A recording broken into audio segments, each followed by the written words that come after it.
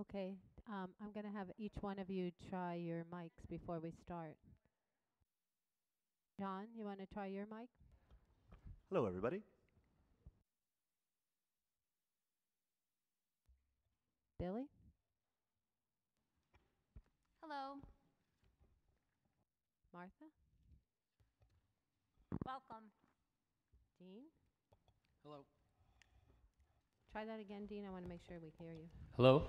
Ooh, we hear you loud. I'm and clear pretty now. loud. Yeah. How about that? Is that want- better? That's You want better. mine again? Yeah.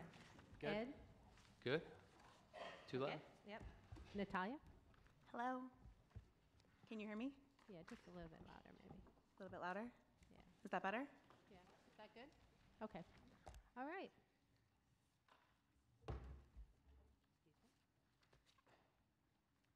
Good evening, everyone, and welcome to the Meet the Candidates event for the City of Saratoga Springs School Board election. All candidates on the ballot were invited. This event was organized by the Saratoga Springs School District and moderated by the League of Women Voters of Saratoga County. It will be recorded and posted on the school district website. League rules require that if a Meet the Candidates event is recorded, it must be broadcast or rebroadcast in its entirety. My name is Kathy Kobrick. I am a member of the League of Women Voters of Saratoga County. I live in the town of Malta, and I will be your moderator tonight. The League of Women Voters of Saratoga County is a nonpartisan, volunteer political organization dedicated to the informed and responsible participation of citizens in government. The League never supports or opposes any political party or candidate. That has been League policy since 1920. Membership is open to anyone who is eligible to register and vote, so please consider joining your local league. We have received questions from the public in advance. These were reviewed by League members, and questions were selected to be representative and to avoid redundancy. Questions of a personal nature are never included.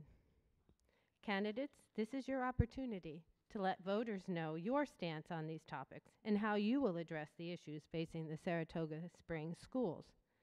Please do not waste time, valuable time, tearing down or labeling your opponent. Deal with the facts, and in your closing statement, don't put anybody on the spot by saying something that other people won't have an opportunity to respond to. We have timers for this evening's event. Cards will be held up for the candidates to glance at. Green means 1 minute left. They're going to show you right there. Yellow means 30 seconds left. And red means your time is up. A bell will also ring when time is up. And it turns out that I have a handy little mute button too. So instead of banging on the gavel, I might just mute you. So please respect the time. We have a lot of questions to get to, and we want everybody to have a fair chance.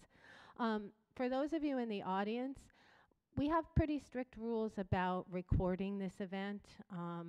It can only be recorded by the school district, and like we said, it can only be shown in its entirety. So if I see anybody recording, I will stop and we'll wait for you to put your camera or whatever recording equipment you have away. Okay? So I'm counting on you all to follow our rules. We've had a problem in the past where candidates or some of their followers have used snippets against each other, and that makes it's not fair, because then people don't want to participate in our debates. So thank you for your help with that. Okay. The 6 candidates for 3 open school board seats in alphabetical order are John Breugman, Martha Devaney, you can raise your hand if you like, Dean Colligan, Natalia Laktakia, Billy Mccann, and Edwin Spickler. Now it's time to hear their 2-minute opening statements. They have drawn lots to determine the order. And I want you all to remember, you got to push your button before you start talking, and then when you're done, push it again. So the first to speak is going to be John Breugman. Okay, John, you're on. Hi, everyone. I'm really glad to be here to join in a productive conversation with my fellow candidates. I want to thank you all for being here. I want to thank the League of Women Voters. I like how you all do things, and I'm thank my neighbors who came here tonight and everybody who's watching at home. I've been a teacher for 30 years. My wife's a pediatrician. We have 3 kids who have been in Saratoga schools since kindergarten, and they've had a really good experience. We think there are a lot of ways that our schools can be improved, and I'm mindful that not every family has had the same positive experiences that we've had.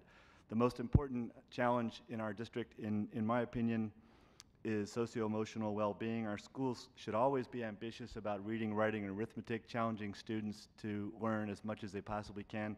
But it's hard for students to learn when they're struggling with mental health issues, anxiety, isolation, addiction, or special needs. The various issues related to socio-emotional well-being were challenging before the pandemic and have only gotten worse. The key to it is good governance. That requires board members who know what the job of the board is and what it is not. It also means studying best practices and making sure we have good processes in place. When you have good processes, you're gathering input from everyone who cares, getting the best evidence possible, listening to experts, and following sound procedures. If we do well on any given topic with good processes, we've got the best chance of taking productive action. During my first term, I have worked with a bunch of school board members from across the political spectrum who cared about governance and sound procedures and were there for the right reason. It has been an honor and a privilege to know them and to work with them, and I would love the chance to serve again. Okay, thank you very much, John. Billy, it's your turn. Okay. Thank you to the League for hosting this forum tonight. I appreciate the opportunity. My name is Billy Mccann. My husband and I have twin sons that attend Caroline Street Elementary School. Next year they will be at Maple Ave. I'm actively involved in the school community as part of the PTA. I have served as classroom parent for years, as well as on the building leadership committee.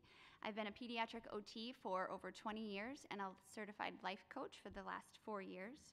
I have a passion for supporting children to learn and to prosper to the best of their ability. I have experience working in public and private schools. I've also held a contract with Saratoga County Early Intervention for years. I most recently owned and operated a small private practice called Healing in Motion, where I provided life coaching and Reiki healing to parents and children with and without disabilities. I'm motivated to serve our community and the school district to the best of my ability. Student safety, mental health, and quality education will be my priority.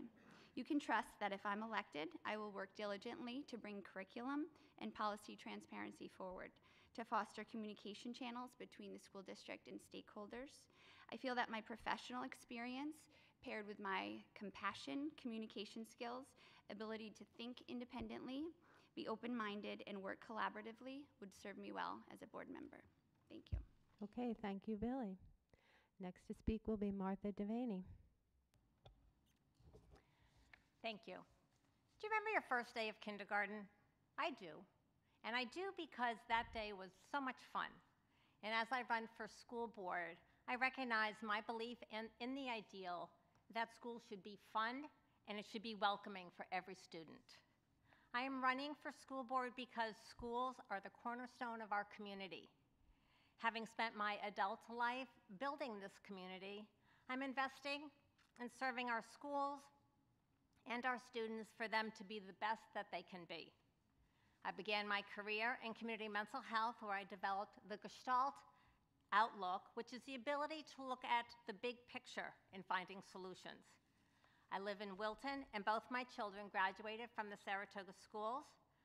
I have worked in education for 20 years, 10 years in administration, and 10 years in the classroom teaching business and marketing. I now work as a director of finance for a not-for-profit healthcare organization that serves people with disabilities. As a finance director, I manage budgets, I do grant writing. I was also a small business owner that managed budgets and finances, and organizations hired me to solve their problems. I've served in volunteer boards, including Saratoga Arts Fest and Wilton Wildlife Preserve. I stand for building strong, holistic, and welcoming schools, which in turn builds the same in our students. I'm running for school board to add my voice and yours. I stand for focus, putting students first. My priority, safety and wellness.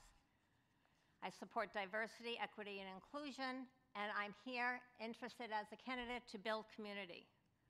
As a builder, I promise to listen to your input and serve as a team builder as a trustee on the school board. Thank you. Thank you, Martha. Next is Dean Colligan. Good evening. As Kathy mentioned, my name is Dean Colligan. My wife Erin and I are the proud parents of 4 children: Madison, who's 20, Peyton, who's 17, Catherine is 14, and Carson is 11. Our oldest is a graduate of Saratoga Springs High School and a sophomore currently at Siena College. The other 3 attend the high school, the middle school, and Dorothy Nolan. I'm currently the vice president at one of the vice presidents at the Adirondack Trust Company, in charge of security and facility operations of that organization. My primary responsibilities on a daily basis include facility management and the oversight of 14 branch locations and 20 total buildings. On a day-to-day basis, I'm tasked with the physical security of each of these locations, which includes hundreds of employees and thousands of customers that enter these facilities on any given day. Additionally, I'm responsible for our emergency action plan and our crisis management plan. Erin and I are also partners in a family business in the town of Wilton. We own and operate a commercial office park that houses 14 different tenants in 9 buildings. We manage approximately 100,000 square feet of professional office space, some of which is utilized by educational businesses. I'd like to take this opportunity this evening to talk with you all about why I'm running for re-election and a seat at the Board of Education. As I discussed 3 years ago for the first time, I'm looking to make a difference. As I previously mentioned, I'm the father of 4 amazing children, 3 of which attend 3 different schools here in the district. My wife, Erin, has been a coach here for nearly 15 years with the girls' varsity lacrosse program. She's also a 3rd-generation alum. Our family has a lot invested in the educational system, and I would be proud to continue to be a small part of the group tasked with overseeing this process. I'd like to continue to utilize this forum this evening as an opportunity to discuss all other concerns that I, along with many others, may have when it comes to share when it comes to the educational system of the Saratoga Springs City School District. Those are educational quality, health, safety, and security, including mental health, and long-range facility planning and infrastructure monitoring. I would also like to take the opportunity to continue to work with teachers. Oh, Thank you. thank you. Next, Ed Spickler. Thank you to the League of Women Voters for this opportunity, and thank you all out there who are listening. My name is Ed Spickler, and some of you have come to know me as Coach Ed. A native of Mechanicsville, I moved to Saratoga Springs with my wife Karen and our newborn son, because we thought it would be a great place to raise our family. For the next fall, our boys will enter 6th and 9th grade in the district. For the past 8 years, I've coached 3 different youth sports leagues, and I'm also a co-founder of the Saratoga NFL Flag Football League. I'm running for the Board of Education as I've come to know many of the students in our community, and I want them to receive the best education we can give them. I'm running prior to, excuse me, it's my first time doing this, so I'm a little frazzled. But anyway, Fine.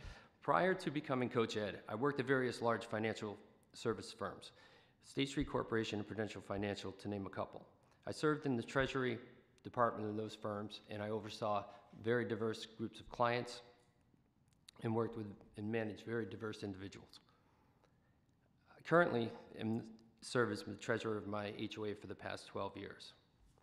Providing Treasury financial oversight is my strong point. Also, working with various clients in servicing their needs and acting as a liaison.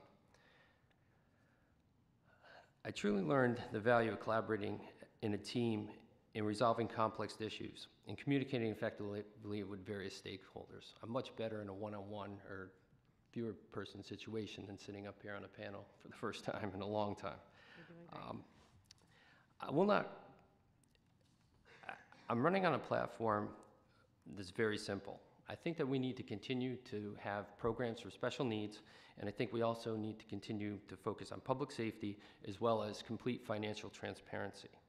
One thing I will not do is I will not call for the banning of books, as I believe in free speech, but I also support a parent's right to choose what books and media are appropriate for their child. If you hear a negative opinion of me, Thank you. please ask yourself. Okay, thank you. Okay. Natalia, it's your turn. Hi, I am Natalia Latucchia. I have lived in Saratoga Springs with my husband and now kindergartner since 2016. As a special educator, I have dedicated my career to working with students of all ages in the public education system. I am passionate about my job and work hard to meet the needs of each of my students, making sure that they have a safe, loving, and healthy educational environment.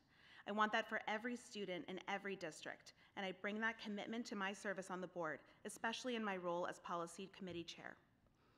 In my family, education is everything. It is what led my parents to come to the United States. After I completed my master's in speech-language pathology, I followed their lead into the role of educator. I am a community builder. I cook and serve food through Saratoga Stronger and Code Blue. I volunteered at almost every COVID-19 vaccination clinic in our district and many test kit distribution events in our city. I am a helper, and I love saying yes to as many volunteer opportunities as I can. I teach my son and my students to always be kind and respectful, and I work to embody these principles myself. I have spent my time on the school board conducting myself collegially, respectfully, collaboratively, and with integrity. I am a firm believer that the only way forward is together. I am a friend of organized labor and a champion for justice. Education has been a lifelong passion for me.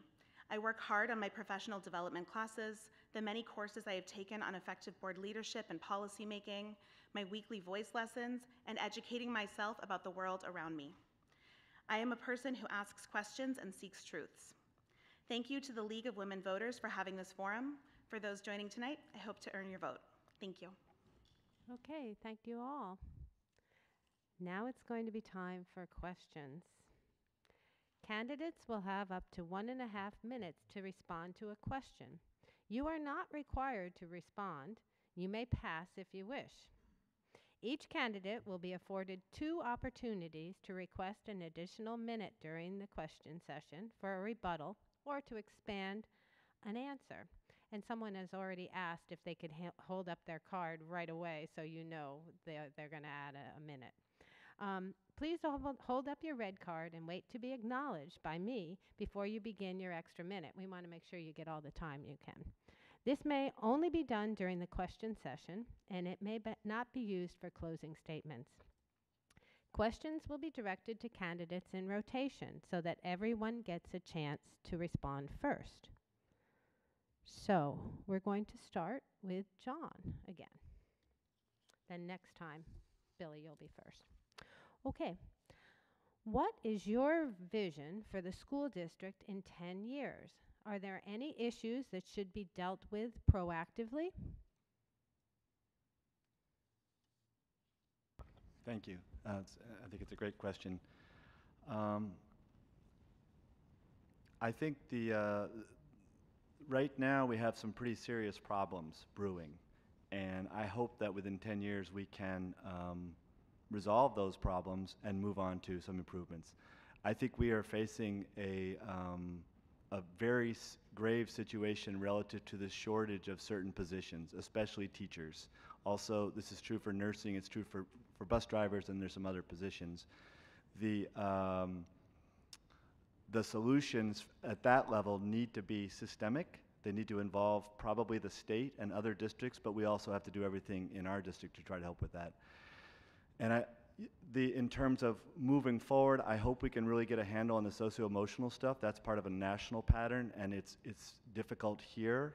And I think our district devotes more resources to that cluster of issues than most, and we're still not where we need to be. So we need to add resources there, and we need to continue to try to add value for every single student, bring the best out of every single student in the district. Okay, thank you, John. Billy, it's your turn. I sure can. You can all ask any time for me to repeat the question. What is your vision for the school district in 10 years? Are there any issues that should be dealt with proactively? The school district mission is to empower learners in engaging collaborative environments to find their personal pathway in the future rooted in equity, opportunity, collaboration, community, and personalization. I feel like our vision is impeded by some of the more concerning issues, pressing issues that are facing our school district today. And at the forefront of that for me is safety and mental health. The pandemic left our world, in fact, and left a lasting impact on student mental and emotional and social well-being. and we're seeing the adverse impact of that in the form of increased violence, vaping, and dab use. If elected, I would advocate for a multi-tiered approach to supporting this concern. In the school, I would promote the use of assemblies to teaching anti-bullying, empathy, and conflict resolution, to promote our Safer School helpline, rely on school counselors, ask stakeholders for informed input and ideas, increase the number and diversity of our floor monitors, and consider the impact of student schedules and downtime. At home, I would encourage that we work with parents, not only to make them aware of problem behaviors, but of solutions and resources available that would support them. I would reach out to our community and rely on the vast community resources that are available to our school district to create relationships and programs that would foster support of our students. And I would encourage the review of the effectiveness of our restorative justice practice. When persons violate code of conduct, they need to be held accountable. Accountability may come in the shape or form of community service, detention, letters of apology, attendance, or conflict resolution classes, etc. So my vision for the school district would focus on the pertinent issues that are at hand today, namely health and safety, transparency of curriculum and policy, as well as improving communication channels between stakeholders and our administrative staff. 10 years is a long time. I think that it's important that we refocus our efforts on academics and excellence in academics and meritocracy. Thank you. Okay, thank you very much. If you notice, she held up her red card and she got a minute extra, so thank you. Okay, Martha, it's your turn. Thank you. In looking forward 10 years, I can, as I sit here, I think back, who would have thought 10 years ago what the past 2 years would have been like? So with that perspective, and knowing what we know now, I would like to see a fully implemented policy for the diversity, equity, and inclusion. I would like to see the mindful attention continue to be paid on the pathways and the pillars of the mission of the school district. So that essentially is to do an assessment of the things that we're planning today to implement and to see that they are successfully implemented. Along with the implementation of the diversity, equity, inclusion, I'd like to see a mentoring program that would engage students and to have some peer-to-peer activity at the school level. I'd like to look at ways we could recruit staff to address some of the retirement issues. And I'd like to see investment in social workers and psychologists so that we can support every student and continue the upward positive data and outcomes that we see here currently in the school. Thank you. Okay, thank you very much. Dean, it's your turn. Thank you. Vision for our district in 10 years from now needs to, continue to focus on quality education. That should be first and foremost. And this happens by having a firm understanding of what are the current areas of need. This happens by obtaining information through conversations with our current teachers and our current students. Our vision today may not be the same as it is in 5 or 10 years from now. As Martha just mentioned, COVID certainly threw us all for a loop over the last few years. Who would have thought 3 years ago that mental health and safety of our students would be a primary focus of just about everybody today? Mental health is important, but I think it has risen to the surface to make sure that we truly have a firm understanding of exactly what mental health means to each and every student. Our focus needs to be on adaptability and flexibility as well as we navigate over the course of the next few years. As I just mentioned with COVID, we all had to take a step back and reassess what the needs of the students were at that point in time. Quality education, mental health, and safety should always be at the forefront of what our vision is, but we also need to maintain our adaptability and our flexibility moving forward. Okay, thank you, Dean. Ed? In 10 years, I would like to see Saratoga Springs in the school be a place where we have to actually turn teachers away because our positions are all filled and we have excellent teachers. I would like to see that we have to have an overflow of students because the students want to come here and they want to come here to learn. That's my vision for the school. How do we get there? I think I would like to see for safety purposes, to have intervention and prevention programs, and to help those youths that are at risk have counseling and treatment programs. Also, for special needs learners, I would like to see them have a mentor or a dean, someone that they could go to for their entire duration that they're here, K through 12, 5th through 12, so that they have one person who is their mentor and is advocating for them. Thank you. Okay, thank you very much, Ed. Natalia. I think that my goal or my vision for 10 years from now is for us to be truly preparing students for life. I think that students should be coming to our schools to learn the necessary and complex knowledge that they need to engage with those around them, with their communities, and in society. Students should be learning about themselves, their strengths, and how to use those to work collaboratively with others, their weaknesses, and how to learn from others, and their responsibilities, and how those intersect with the responsibilities of others. Students should be coming to our schools to learn how to think critically about the world and how to engage within it to work towards a more equitable society for everyone. And schools, as the foundation for democracy, should be preparing our students to participate effectively within an informed and involved way. And finally, I think that we should move a little bit away from such a focus so young on sitting at a table and learning, and instead be working more on fostering creativity in our youngest learners.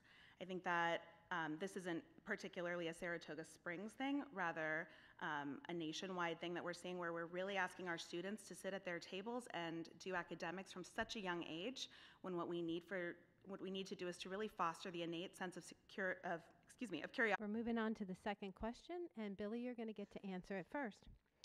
What do you see as the goals of public education, and how do you understand the role of the Board of Education in that and its limits? Okay. I think that the goal of public education is to teach core academics, to empower our students to learn in a collaborative and equitable environment, to teach them functional life skills that will serve them well in their future. And I think that, what was the second half of that question? How do you understand the role of the roles Board of of the board. Education Sure, in that and yeah. its limits? This has been a hot topic of conversation at board meetings recently, and to be honest, before I decided to run for a seat on the board, I researched what my role and responsibility would be. I understand it that a board provides oversight and is not administrative in nature.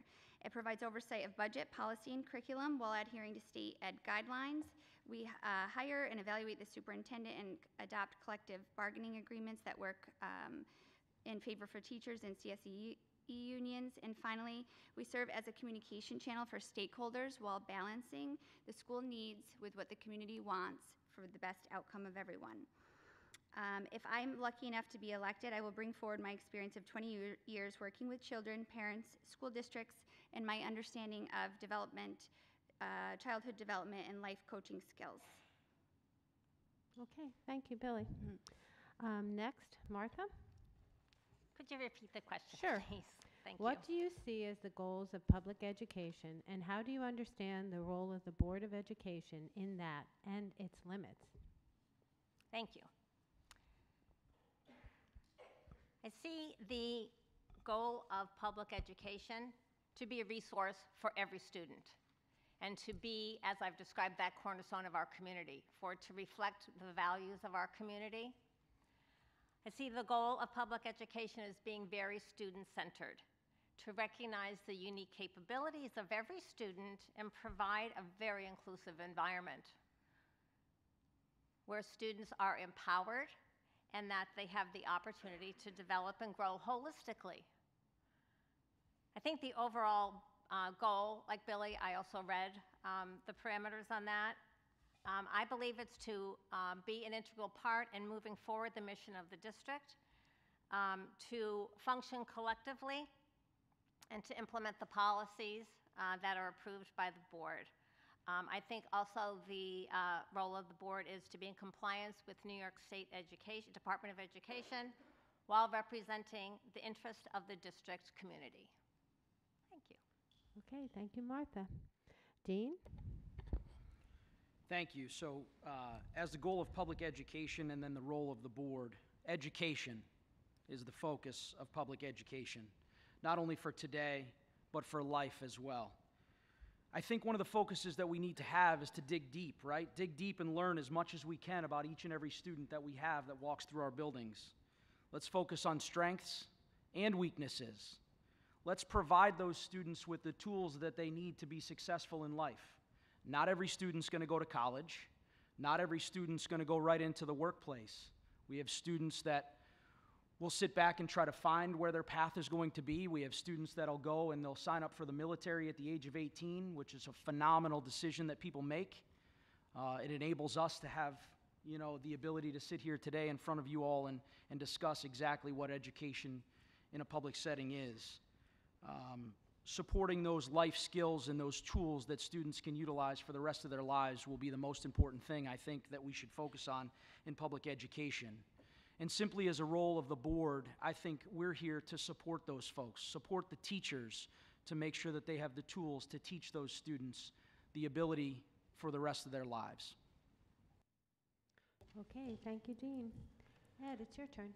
The goals of public education, the way that I see it, is to make sure that every child is striving or can meet or exceed the state's standard curriculum, with a focus on reading comprehension, writing, and STEM.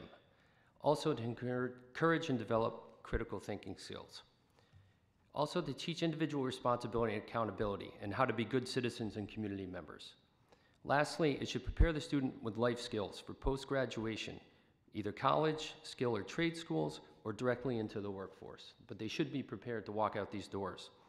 The role of the Board of Education should be to communicate those goals to the public effectively. We should provide policies and curriculum to achieve those goals, and we should create a budget that provides for those goals. Okay, thank you, Ed. Natalia? I think that the goal of public education is to prepare students for life. The Board of Education sets the direction of the district through a shared vision for the future of education and the students. We provide accountability and oversight. We adopt and maintain policies, oversee the budget, and evaluate the superintendent each year. In the case that the superintendent leaves the district, we are also responsible for hiring a new superintendent. We are not involved at all in day-to-day operations of the district, nor are we responsible for the translation of policy into action, even though we are responsible for the policies themselves. We are not district employees, we are a governance board. And I think that it is our role to support the district in preparing students for life. All right, thank you very much. John? I like what I'm hearing. I think a lot of smart words have been said. I agree with the points that have been made about what public education is. This is about helping young people develop life skills, academic achievement, find their way in the world, become more self-realized, develop psychologically in appropriate ways. We owe this to every young person in our district. And our institution as a district should be a partner with other institutions to help the community help children move forward. The board, we've also heard a good definition of what the board is. I just want to emphasize that the board has to be a functioning team, and that's something I've always been committed to, good governance, good processes. I've helped people with whom I disagree craft motions so that they could have their voices heard, and I think that the board always has to be collaborative. When we're not working together as 9 people, we are not fulfilling the mission of the district. And we can disagree on this or that issue, and we should. We should have lots of different voices, but we have to be able to work collaboratively. I also think that the board does have to be a conduit for communication. I have pushed the administration to keep enhancing our communication systems. I don't think they're as strong as they should be. One of the things the district is working on now is to review and redo the website, which I think is long overdue, and that's going to help a lot. But I think the board has to play an integral role to work on those communication systems as well. Okay, thank you, John. Okay, the third question, Martha, you're going to be the first to answer this one.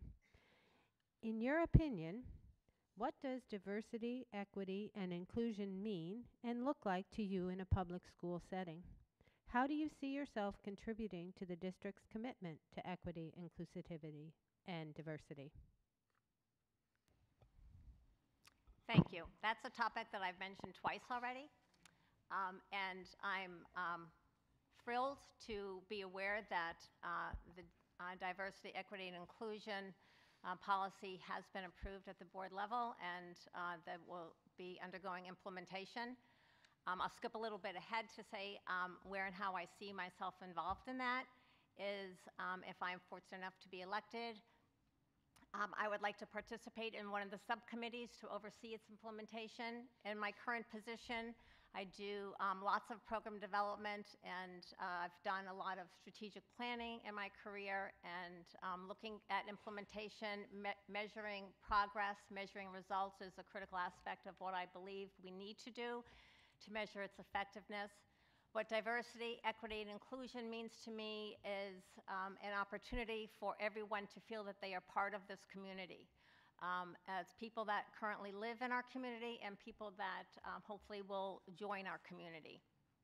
The equity is that they get the resources that are particularly student-centered and tailored to what is available for them. And the inclusion is that they have that environment where they feel that they are an integral part of this entity, and that ultimately that this is a community that embraces everyone and everyone succeeds. Thank you, Martha. Thank you. Dean? Thank you. I'd like to start off with respect to what does diversity, equity, and inclusion look like in a school district, and what does it mean to me? I think the focus for all of us, it's a very hot topic within the community, it's a hot topic across the country. I think that each one of us benefits from the opportunity to take a step back and learn as much as we can about exactly what diversity, equity, and inclusion mean. I can speak about it on behalf of different boards that I've been a part of or experiences that I've had. And I think, as John mentioned earlier, when it comes to sitting at a board table with 8 other individuals, these are one of those topics that we can learn the most from. Diversity is important to allow us to have differing opinions from individuals that sit at that table. Not having 9 like-minded individuals is something that's beneficial, right? The same in a student setting. All students within a classroom, if they have a diverse mindset, if they come from diverse backgrounds, they'll provide that teacher and the other students in the classroom the ability to learn from their diverse thoughts.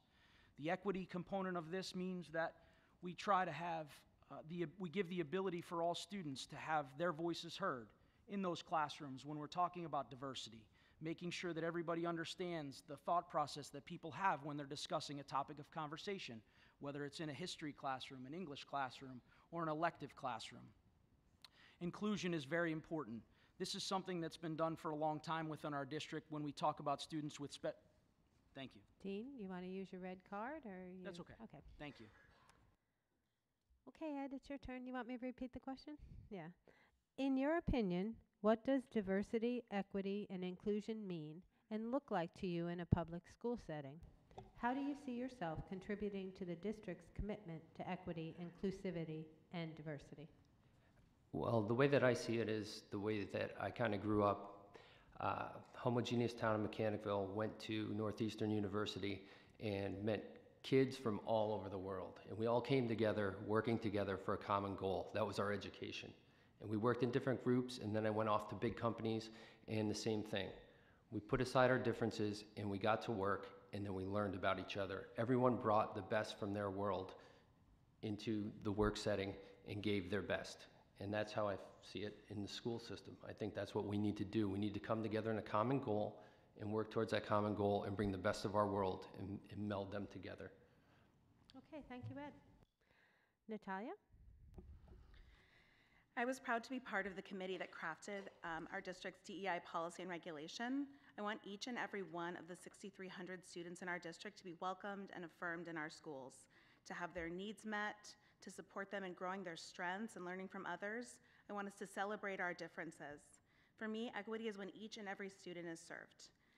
I've spent my career working in special education, and I think of educational equity in terms of special education. Special education isn't about what students benefit from. DEI isn't about what students benefit from. It's about meeting their needs so that they can meet their full potential. It is why when a student can't see, we get them a pair of glasses. We don't get every single student in the class a pair of glasses. It's when a student can't hear, they get a hearing aid. It's when students need speech, they get to come see me. even though every single student in my school would benefit from leaving their classroom to be in a small group setting for a short amount of time. Thank you. Okay, thank you very much. John? I think this is such an important topic, and I want to just offer my full-throated support for our district's efforts in terms of diversity, equity, and inclusion. I think the topic that has been most difficult in our discourse is equity. And I think, you know, the standards don't change, but the idea of equity is that different kids have different needs. It's in our mission statement, and every child needs the support and opportunities to get what they need to fulfill their, to grow, to add value. Let me say something about what equity is not. Nobody thinks white babies are born racist. Nobody here thinks that. There is no critical race theory here. That's not part of district goals. It never has been, and there's been a lot of chatter about that, but it's just not on topic. There are racial disparities, there are class disparities, and I'm really proud that our board unanimously supported a new policy that highlights diversity, equity, inclusion. I helped co-author a resolution a couple years ago that also supported DEI work. A couple things that we do that are important: we look at Every Student Succeeds Act data related to the Every Student Succeeds Act every year. And what we see is there are different populations that have larger gaps. And every year we're thinking about what are the actions we can take to close those gaps. We also have lots of different programs that are part of equity in a more expansive sense. It's part of the socio-emotional work. It's part of making sure that people have the Wi-Fi or devices they need at home to participate in their education. It's part of making sure all students have access to healthy food. You can't learn if you're hungry. It's trying to reduce all the fees that we have across the district. The PSAT is now free for all students. That's a huge jump forward for equity. You can sign up for AP classes if you have the motivation, no matter where you were before it started. It's part of our partnership with Best Buddies, our award-winning unified sports programs, Snack Pack, Toga Toiletries, Project Lift. It's reducing the fees for arts, theater, and sports, and all those things. Equity has to be a part of what we're doing every single day, and not just the stuff we're talking about when we're having these volatile conversations. That's important, and I fully support it. But if we think about equity more broadly, it should be woven into everything we do in the district. Thank you. Okay. Wait. Sorry. Billy, it's your turn. Thank Got you. lost over here with the red cards. I'm a proponent of diverse, equitable, and inclusive cultures. I think in order for our school district's DEI efforts to be successful, DEI needs to begin at the top with our very own DEI committee, which is not diverse, equitable, or inclusive. I have concerns regarding the lack of information on policy and regulation and implementation strategies of our DEI policy. It's my understanding that other school districts in the Capital Region are doing a much better job of providing this transparency using an app called Parent Square. Additionally, I would like to see DEI initiatives focused on providing more resources to the economically disadvantaged students that make up the largest marginalized group at 25% of our student population, as well as the second largest marginalized group of disabled students. I also want to comment that our DEI policy supports culturally responsive sustaining education, which emerged from the works of Gloria Ladson-Billings, who is a critical race theorist, who introduced critical race theory to education. Culturally responsive sustaining education and critical race theory goals are the same. I want all children to succeed regardless of race, ability, gender, and/or socioeconomic status. I believe that DEI can be a successful tool to support this endeavor. I also feel that the current modalities and media being used under the current DEI umbrella requires analysis and feedback from our stakeholders. Okay, thank you, Billy. Dean, you're going to answer this question first, the fourth one. Has there been a change in the level of violence in the schools? What is the board's role in ensuring the safety of students at school?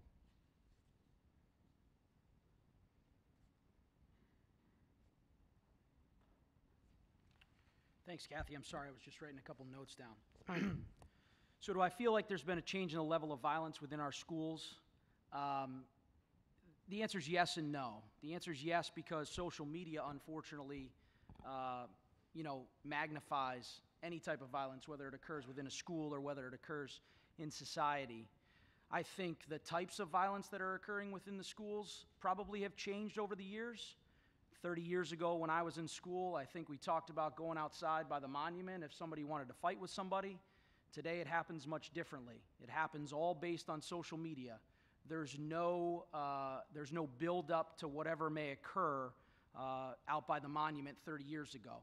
That violence occurs directly within the hallways with everybody's cell phone out looking to capture whatever they can capture, and immediately it's put on social media.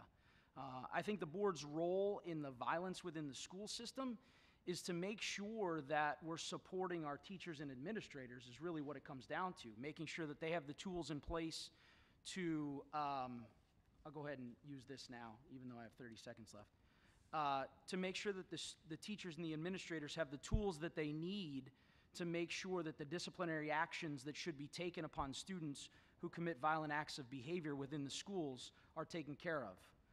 Violence, along with violence, I think is, we're finding more and more students that are they're misbehaving, they're mistreating other people, they're not respecting the adults within the school district, whether it's teachers, staff members, hall monitors, janitors, whatever it may be. The level of disrespect that we're seeing in schools, in the community, it's growing day by day. And again, I think a lot of this is fueled by social media. For those of you that know me, know that I have nothing to do with social media, and that's probably why I harp a lot on this. Going back to the roles and responsibilities from a board member, one of our biggest responsibilities is the budget. And when this disrespectful behavior or potentially violent acts of behavior occur within the school that may damage property or require additional resources, if it impacts the budget, then it does impact what the responsibilities of the board members are. I think it's our goal to continue to serve as board members, to act as partners with our administrators and our teachers within the school district to make sure that we're providing the support that our students need so that these violent and disrespectful behaviors start to discontinue. Okay, thank you. Ed? I would agree with a lot of what Dean had to say, but also I'd go a little bit further to say that, we had kids came back, and they came back to a world that's not entirely what they left. And I think it put a lot of stress on them. And then some of the policies and some of the other things within the school have changed. And that's put another level of stress on them. I don't know if anyone took the time or has talked to the kids and have found out how they're feeling. I would like to hear from the kids. I think that's one thing that we don't do enough of, is we listen to the kids. Why can't we have some focus groups? Why can't we get conversations with the kids and find out what they're stressed about and what we need to address as adults to help them out? Thank you. Okay, thank you. Natalia? We heard about this topic in depth at the last board meeting from our superintendent. I think that our students are seeing division and discord when they see adults interacting as well on social media and in real life. Our students are speaking loudly at committee meetings as well as at board meetings about racism, homophobia, other sorts of things that are really impacting their day-to-day lives in addition to the pandemic. We know our students are struggling, and we know adults are as well. To me, the only path forward is together. We need to work together collaboratively and collegially to support the administration, the teachers and the staff, the people who are working day-to-day with our students, who are here in the schools with them every day. And like we heard from our superintendent at the last meeting, we need our parents to be joining in that work with the administration, the teachers, and the staff. We need to be working together as a community, because a community that works well together will do well by its students. Thank you. Okay, thank you, Natalia. John? I think any single act of violence in our schools is too many, and that's always true. And anybody who's involved in violence needs to be held accountable in appropriate ways.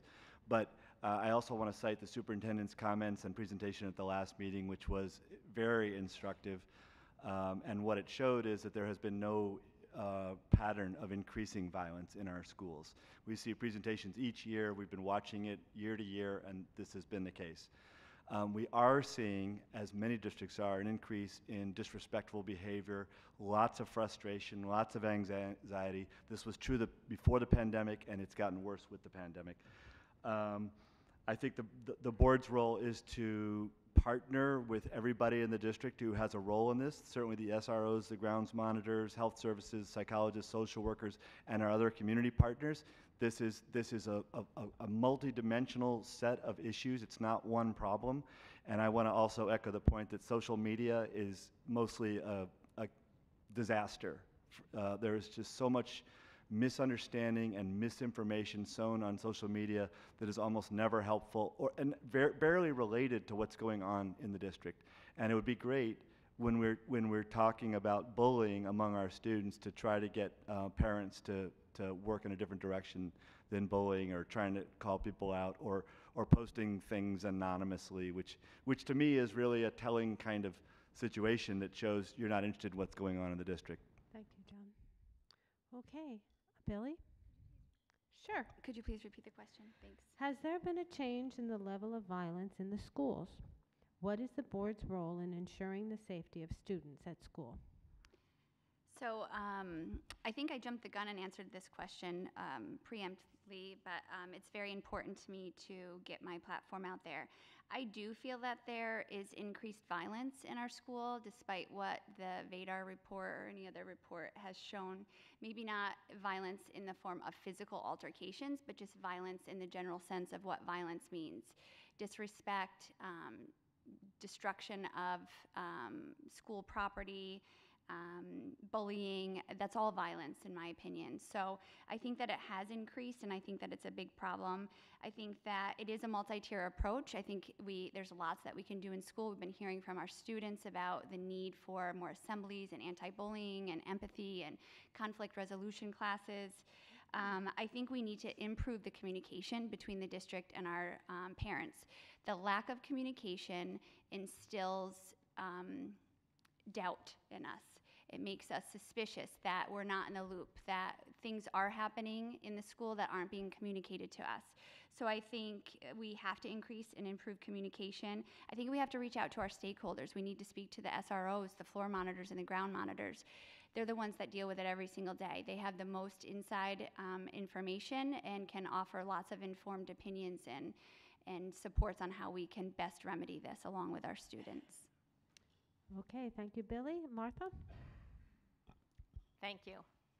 I think we can all agree that any level of violence is too much violence, and also that believing in data, from what I understand, there has not been an increase in school violence.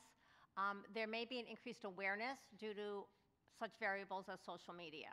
Social media will get the word out instantly, and it can also serve to fuel any of the things that are going on that way. I am a finance person, as you know. I'm also very data-driven, and I think the data does suggest that violence is not increasing. And I'm also very solutions-oriented. The U.S. Department of Education suggests that the solution to this is that we invest more in counseling and in mental health services. That will address the violence in our school. It will provide a supportive environment and be a solution to this topic. Okay, we're moving on to our fifth question. Ed, you're going to get to answer first. What are your spending priorities in the district budget? Do you think the proposed 2.7% tax levy increase is warranted? That's a very good question, and I wish the budget was a little more detailed so we could see where certain things are being spent.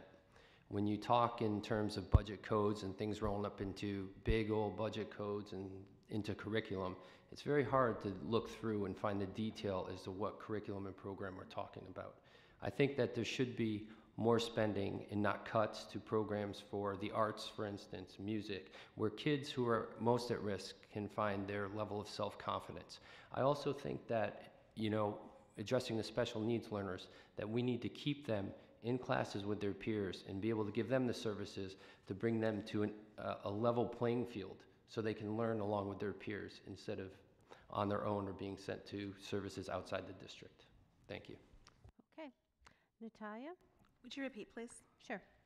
What are your spending priorities in the district budget? Do you think the proposed 2.7% tax levy increase is warranted?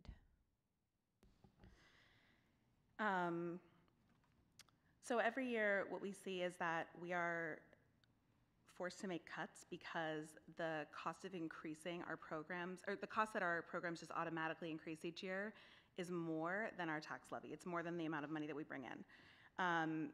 And so I do think that the tax levy is appropriate. That said, my priorities are really increasing programs that are focused on our students. This year, I strongly supported moving from having co-teaching just at kindergarten and first grade to also having at second and third grade. To me, co-teaching is better for our students. It's better for our teachers as well. I also have been a strong advocate for preserving our music programs, and that would extend to art and movement as well. I think that those things are not just essential to our students, they're also essential to our culture.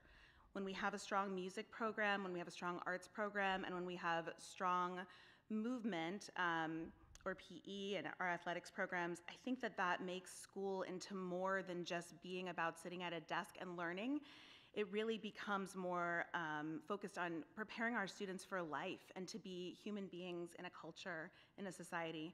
And those are two things that are essential to me, making our school environment better for our students, better for our workers, and then really preparing our students for the richness of life, not just focusing solely on a few areas of academics. Thank you. Okay, thank you. John? This is complicated. You know, the budget is super complicated, and I feel humble about it. I joined the Finance Committee to try to help, but also so I could learn. I've participated in 14 training events as a board member to try to learn about a range of things, including the budget. A lot of it is guided by state parameters.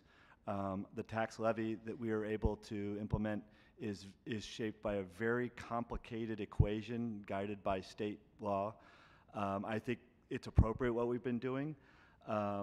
The vast majority of our budget's money is in people, which is where it should be. I think the most important thing that happens in our district is the learning relationship between teachers and students, and we should always be protecting that, and we have to have enough people to make sure we're delivering our curriculum and trying to get everybody moving forward. One of the things I've tried to do on the board is to get the administration to present budget information to the board earlier so we could understand difficult trade-offs, so that we could see the trade-offs and consider alternatives for getting to our goals. Natalia outlined why there are difficult decisions to make, and they are every single year. And I think we do want to try to do a better job of communicating with different stakeholders, including parents, families, and others in the community. And the board needs to have a chance to work through the difficult decisions before time runs out and we got to pull the trigger. Okay, thank you. Billy? I think it would be helpful for the district to utilize an academic return on investment data-informed decision-making process in order to be reflective of effective and ineffective district practices, so that we're better aware as to which programs have the greatest impact on our students' success. It will also be important for us going forward to review any programs that have been created using federal funding that will expire. If I'm lucky enough to be elected as a board trustee, I will rely heavily on the expertise of Timothy Hilker and Joe Greco for guidance in keeping a balanced budget and helping us to determine what is an appropriate tax levy to place on our taxpayers. I think that staff positions, safety resources, special ed, arts and education, and music would be areas that I would prioritize. Okay, thank you. Martha? Thank you. I seem to invert the questions in my responses. So first I'll address the tax levy. Without knowing every detail of the budget, I have a high degree of confidence and trust in the construction of the budget, and that the experts composed something that they felt would be meaningful and effective and do well by our students and our school communities. I think that one of the ways that we can determine that is also to get information from our stakeholders in the communities to see how people perceive how the budget is being spent, and also perhaps greater dialogue and communication to explain the benefits of why the spending is the way that it is. Some of my priorities would be to support social workers and psychologists and mental health professionals. I think it's critical also to invest in staff retention and recruiting, because as we know, there'll be many retirements that are coming up, and we're also faced with the work shortage. And I think another area would be for the schools to engage in outreach, to engage communities and have dialogue with our constituents. Okay, thank you. All right, moving on to the sixth question. Natalia, you're going to get to go first. So lucky. Oh, Dean, I'm so sorry. Please forgive me. I'm easily forgettable. It's okay, Kathy. Sorry. No worries. for Thank you. So I'll be brief. How about that? Student priorities, from my perspective, flow back to my objectives, right? And those are quality education, student health and safety, most importantly, their mental health. And lastly, facility infrastructure and long-term planning when it comes to our facilities. We need to have a safe and secure and well-kept facility infrastructure system in place to provide the most comfortable learning environment for our students to flourish. I agree that we should be talking about budgets throughout the course of the year, not just during budget season. Tim and Joe, as well as Mike and Dave and all of the other individuals that are at our monthly meetings will let you know that as soon as this community approves the budget, they start working on next year's. It's not too soon for us to start talking about that. The sooner we learn about potential budget cuts, the sooner we can engage the potentially impacted stakeholders. With respect to the 2.7% tax levy, I believe it is appropriate. We consistently stay under that tax cap, which not only benefits today, but one of the things that I've learned over the course of the last few years, it can impact potentially the next 10 or so years within our community and the tax base that is impacted. All right, thank you. Now it's question 6, and Natalia, you're going to get to go first. How can Saratoga Springs School District encourage and enforce civil discourse on the Board of Education and with members of the public? Sorry, could you repeat? Yeah, that was, How can the Saratoga Springs School District encourage and enforce civil discourse on the Board of Education and with members of the public? All right.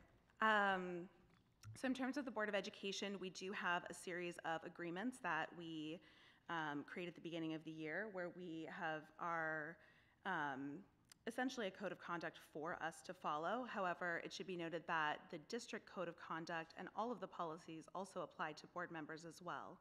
So I think that when we are following our agreements, which involve things like coming to meetings prepared, engaging with each other in good faith, leaving our politics at the door, et cetera, I think that when we do that, we are able to engage with each other in an appropriate manner that is civil.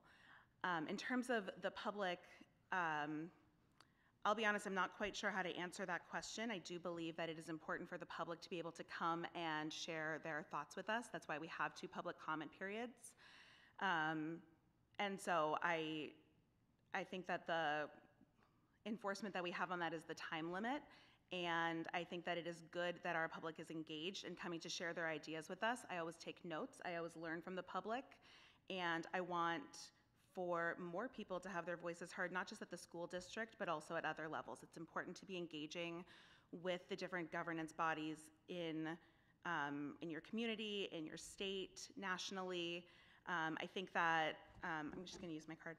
I think, like I said earlier, that a strong education really is the foundation for democracy. And I think that we want people to be thinking critically and engaging so that they can learn, so that they can share their ideas, and so that we can grow together.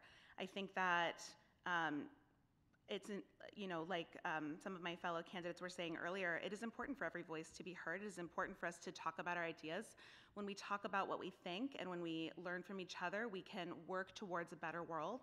And that's what I want. That's what I want our schools to be working on. So in terms of engaging productively, I think that that's on each of us to think about how we want to be treated and to treat others that way. That's what I encourage in my family. That's what I encourage at work. That's what I encourage in those around me. And yes, thank you. All right, thank you.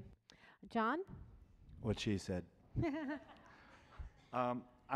I think we've had kind of a perfect storm. There's so many challenges in our district, and then we've had COVID, and so we've sort of buttoned down our organizations and closed the doors and had things remote and been distanced from each other.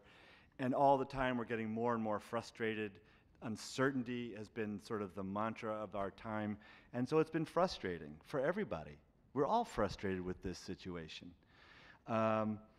And so as we emerge out of COVID, we need to open things back up. We need more open houses. I think we need more committees and task forces that are more inclusive. We need to invite our neighbors into the schools. We need to have more input, more discourse. I also think we need better communication systems. I've said that before. I think an overhauled website will help a lot, and I think communication needs to always be a priority for the district. The third thing I'll say is get off social media. It's almost never helpful. If someone posts something anonymously, ignore it. If someone attacks somebody else's motives and character, ignore it. The final thing I'll say is let's extend each other a little bit of grace. You know? Every single board member I've worked with has been here because they care about children. Every single one of them. Let's assume that's true of everybody that serves here. And let's assume it's true that everybody comes to our meetings. Let's listen more carefully, and let's build on our common ground. I am so heartened by this conversation. We don't agree on everything, but look at all the stuff we agree about. Let's build on that. Thank you. Billy? I agree with John. I think that the pandemic, literally closed our school district doors, and it kept parents on the outside. And because I think that there's a breakdown in our school district's communication to our community and parents and all stakeholders, I think that it created a divide. And so parents are left wondering what is, being implemented in the schools. I've stated before that part of my platform would be to increase transparency in the curriculum and the policies that are being implemented in our school, in particular to DEI. It was a new curriculum or a new policy that was implemented when we came back from the pandemic, and a lot of parents, including myself, have lots of questions about that. I think that the other thing that could happen to improve the civil discourse between members of our community and the board is for voters to elect board members that will bring a balance to this board by offering differing ideas and diversity so that stakeholders feel that when they're attending a board meeting that their views, beliefs, and ethics are being represented by the diverse board members that are sitting. Okay, thank you. Martha? Thank you. I was a little thrown by the question because I wasn't sure that I heard it correctly in terms of the question about increasing, how can we increase civil discourse? So in processing that, I think that we're in agreement that civil discourse can be productive. But I think a lot of that has to do with process, and that the term of civility is maintained in the process.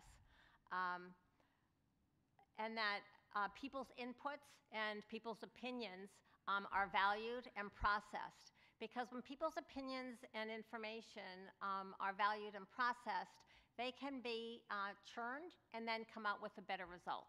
So I think that's the goal and why it would be appealing to increase civil discourse.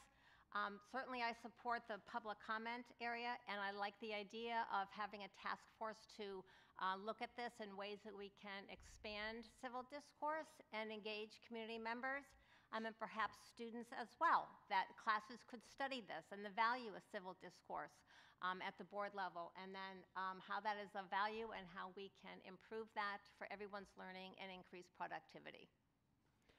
Okay, thank you, Martha. Dean? Thank you. So I believe part of the question was how can Saratoga Springs City School District encourage And civil? enforce. Yep, civil but part of it was discourse. encourage, right? Yes, encourage. Correct. So I believe that we already do.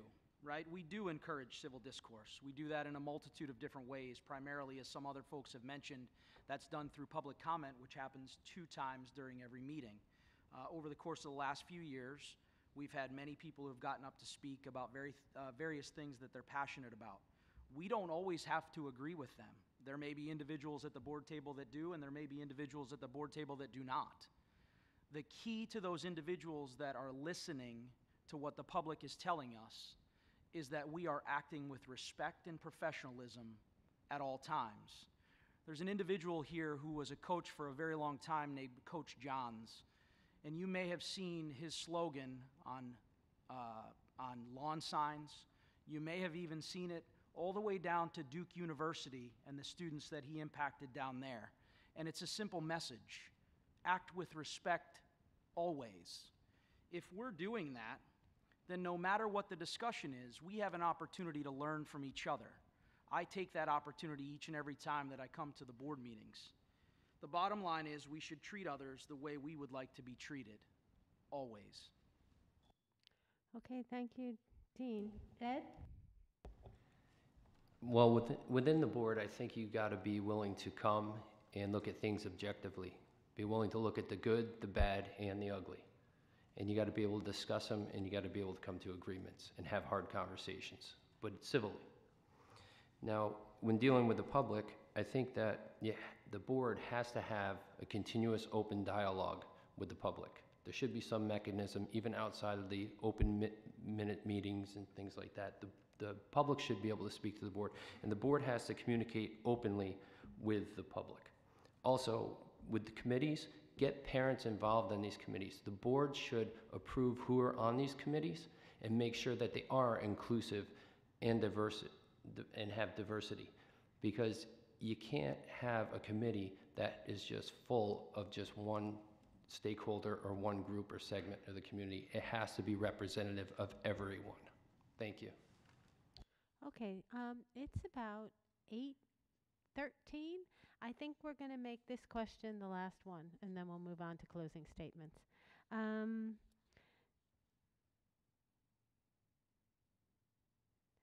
I guess it'll be this one. And it's going to go to John first. We're all the way back to the beginning. Should the district evaluate purchasing electric-only vehicles? Are there other efficiency options you would consider? Yes, and yes. This is something we've been talking about. The board members led this conversation last year, and the transportation department it wasn't really on their radar. I mean, they were thinking about it, they were aware of it, but they sort of turned their attention more fully to it. And now we're hearing from other players in the state that there's a lot of districts that are starting to think about this.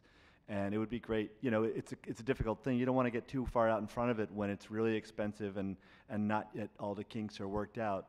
But I think that's coming in our future. I think our district is paying attention, and I think we're in a good place there. And I think the state is going to help make that easier for districts. I think becoming more green has to be a goal, and I wish it was more of a priority for us. We're trying to do so many things, and we can't do everything. But I hope we will increasingly become green, and that certainly should be part of it. Okay, thank you, John. Billy? I agree with John that becoming more green is important. I think as a school district, it's imperative that we work collectively and collaboratively together, that we reach out to the people who are in the know of knowing whether or not our budget can afford and be looking at allocating funding that would be appropriated to buying electric only vehicles. I think that as an individual, I don't think that it's ever wise to do only one thing. So I think that it would be important for me, if I were to be elected, to work collaboratively with informed individuals to help shape and mentor my decision making along this process.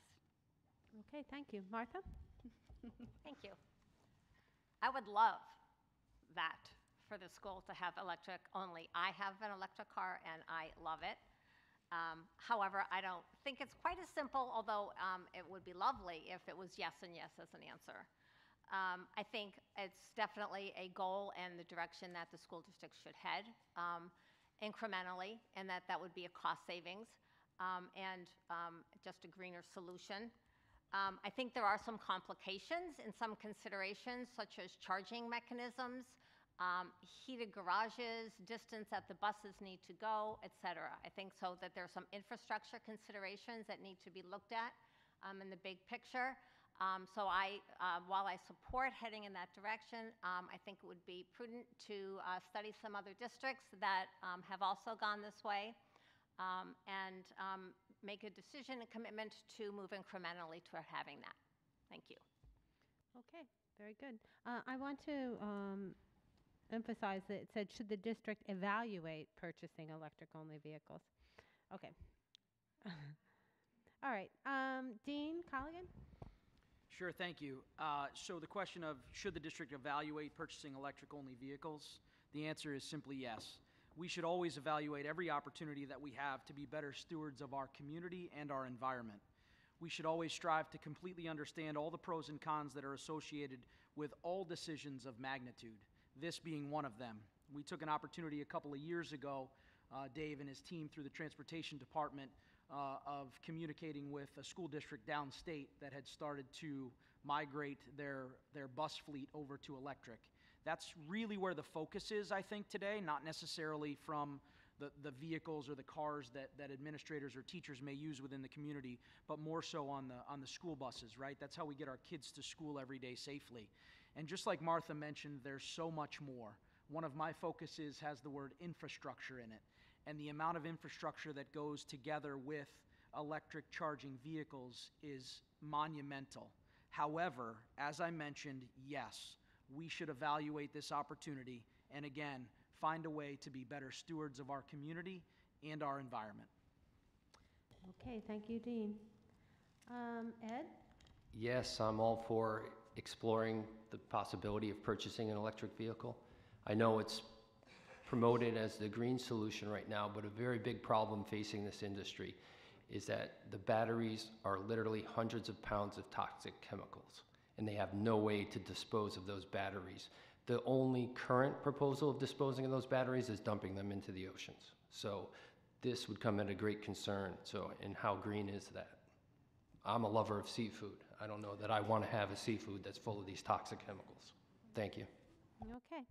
Natalia? As has been said before, the board did ask for electric bus information, and I personally was very happy to listen to the information that we got from people who have expertise in this field. It's very, very complicated. That said, we have no choice but to continue to evaluate this because it's my understanding that the governor has set a date by which we must have electric buses in our school districts. And so I hear all of the concerns, and I hope that we can continue to explore that. I also hope that electric buses continue to improve, because as they are right now, it's my understanding from the presentation that we got, and I think that's the understanding of others too, that we're not quite there yet with the technology to be able to serve our district properly with them. But again, there is a date set, so I don't think that we have any option but to continue to explore. That said, we must be taking every effort to do this. We teach our students to take care of our planet. That's something that I learned in kindergarten and have carried with me. We as adults must be taking every effort to do this at the district level, in our neighborhoods, and our community. For me, it's not just about the electric buses. It is truly about taking care of the planet. Thank you. Okay, thank you very much. Well, it's time for closing statements. And each person will have 1 minute, each candidate will have 1 minute for your closing statement. And we're going to go back to our original running down the panel. So, John, you're going to go first. Okay. During my time on the board, I have met so many amazing people who genuinely care about the well-being and growth of our students. This includes talented, devoted employees inside and outside the classroom, in visible positions and behind the scenes. It also includes neighbors who give their time freely, including parents and others who volunteer for different kinds of service, and I'm inspired by all of them. I think they all know that it takes a village to educate a child. They also know that the best decisions in the district will always put students first. The way to make our schools even better is to collaborate around that singular goal. No group agrees on everything, but if we keep that goal up front, I am confident we can together bring the best out of every single student in the district. I love serving on the school board, and I'd like to do it for another term. Okay, thank you, John. Billy? Being a member of the school board is a time-consuming, rigorous, and important responsibility. It is not a position that I ever intended to seek. However, I feel a civic responsibility to serve. If I'm elected, you can trust that I will work effortlessly to improve communication channels between the school district and our stakeholders, to identify and share with the community the who, the what, the why of all policy and curriculum and budgetary items. I believe that stakeholders, the parents, community, students, teachers, and school personnel are an integral part of our educational system, and that as a board member, it would be my responsibility to represent those views and not my personal views. If elected, I will not push the political or personal ideologies of any one group or party. I will give 100% to ensuring adherence to our school district mission, implementation of developmentally appropriate policy and curriculum which align with state ed guidelines, while providing excellence in education and a safe and welcoming environment for all. Okay, thank you, Billy. Martha? Thank you for hosting. Thank you for being here, and to the fellow candidates for being here and supporting this process. What I'd like you to know about me and remember about me is that in addition to experience in education and supporting community resources, I am a builder. I'm a proven professional that solves problems and delivers solutions.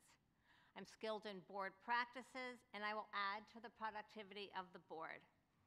By not having children in the school, I offer the unique perspective that qualifies me as a trustee. You can have confidence in my objectivity and my qualifications to put every student first, to focus on students' well-being, and to represent our community's values. I respectfully ask for your vote on May 17th. Okay, thank you, Martha. Dean? Thank you. I believe that the Saratoga Springs City School District as a whole is great, and I completely value the public educational school system. Saratoga Springs is one of the best in the Capital District that supports student academic, athletic, and extracurricular aspirations and has very strong graduation rates. We could certainly work on a few things.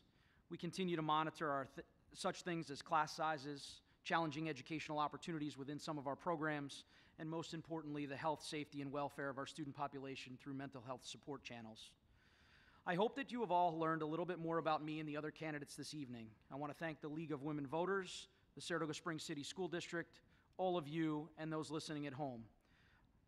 I also, I'm happy that you were here to listen to all of our concerns as well as my concerns and the concerns of other candidates. You can make a difference by voting on May 17th and letting all of your eligible family and friends know that they should vote too. And the last thing that I would like to say is happy National Teachers Appreciation Week to all of our teachers. Thank you for all that you do for our students. Okay, Ed? I chose to run for school board because I know many of the students in our community from coaching them over the last 8 years, and I want to see them all succeed. I view the school district much like a sports team. Educators, parents, and students coming together for a common goal, a winning education for all. I will bring my deep financial services background, open communication skills, and collaboration skills to the board. I want to work with all stakeholders in the district to provide an inclusive education, transparent financial reporting, as well as school safety for all on our campuses. We need all stakeholders to work together to give our kids an excellent education. They deserve it because they're our future. And I want to thank all the teachers out there at Teacher Appreciation Week. I put a post up today honoring one of my favorite teachers, a long time and great Saratogian, Miss Remy Jafoy. She was fantastic, and she taught me a lot about the world and a lot about diversity. So I want to thank her. Okay, thank you very much. Natalia? School is the foundation for a lifetime of positive relationships, love of learning, and connections with the world. I am committed to supporting our district in preparing our students for the future through academic achievement and character development, as well as providing adequate resources to our teachers and staff.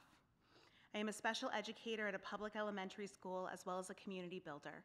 My personal and professional knowledge, perspective, and problem-solving skills combine to make me a highly effective trustee. I will continue making decisions collaboratively while talking, connecting, and listening to the ideas of my community. Since 2019, I've worked collegially with my fellow trustees to support decisions based on research and best practices, with every single member of the school community in mind. But while there are many stakeholders, what matters most is that our schools serve each and every student. I will always put students first. Thank you. Okay. Well, thank you, everyone. Please vote on May 17th. Ballots can be cast between 7 a.m. and 9 p.m. at Caroline Street, Division Street, Lake Avenue, Geyser Road, Dorothy Nolan, and Greenfield Elementary Schools. Applications for absentee ballots can be found at the school district website. I want to thank the candidates for being so respectful and really doing a great job. I think you taught us a lot about civil discourse. And I want to thank the audience for being respectful and being here and taking time out of your busy lives to come and find out about who's running for your school board. Remember, if you want to join the League of Women Voters, we've got some flyers right here. So good night, everybody. Thank you.